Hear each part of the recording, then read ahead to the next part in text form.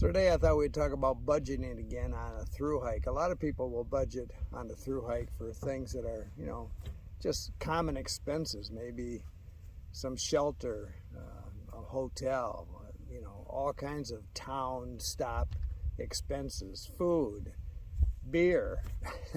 Don't forget about beer.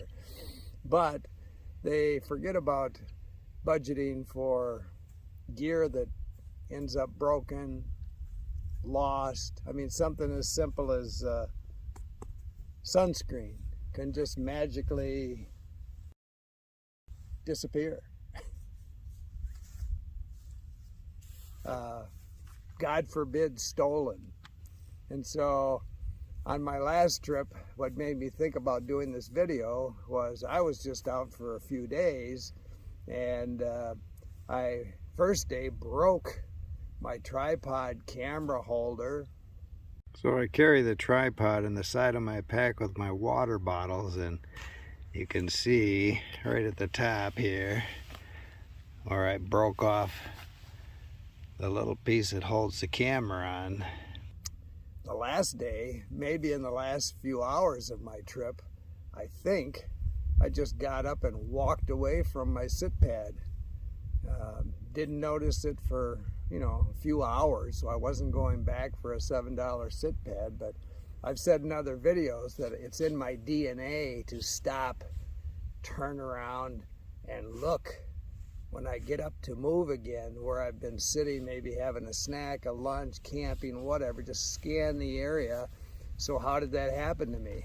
Well, I could blame it on I'm blind in one eye, but I think what it was is that my sit pad, I always buy gear that is kind of muted colors. I like to be stealth when I'm camping. So my sit pad, like my tent and my pack, they're not bright.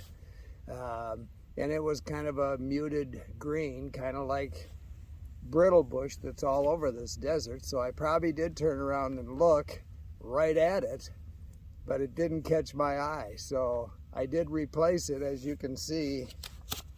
Now I stand out like a traffic cop.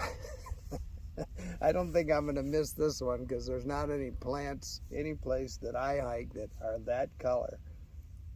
And my little tripod, I carry that with my water bottles, and the camera holder sits on top of it. And I always kind of fold it in between the water bottles, but I was just having a snack and probably had my legs crossed, and when I got up, one foot came down, just snapped the camera holder, the top camera holder, right off that thing. And so luckily I carry rubber bands as part of my kitchen drawer kit, I call it. It has little odds and ends, so I was able to rubber band my phone to it for the rest of that trip before I bought a new one.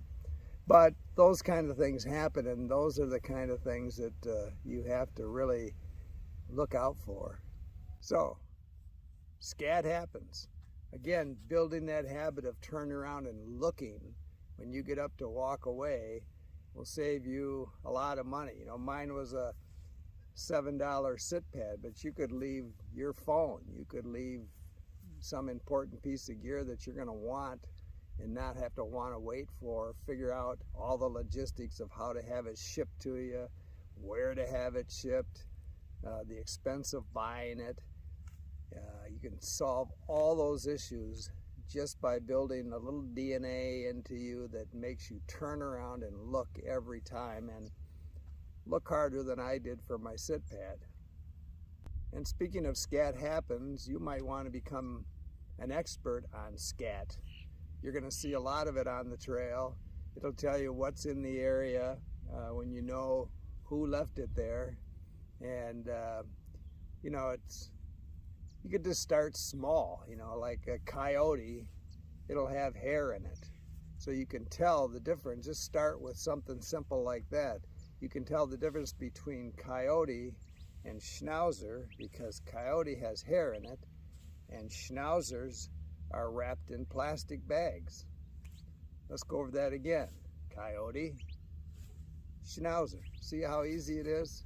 And just learning a few things like that will make the trip a lot more interesting. In the industry, we call it scatterbrained.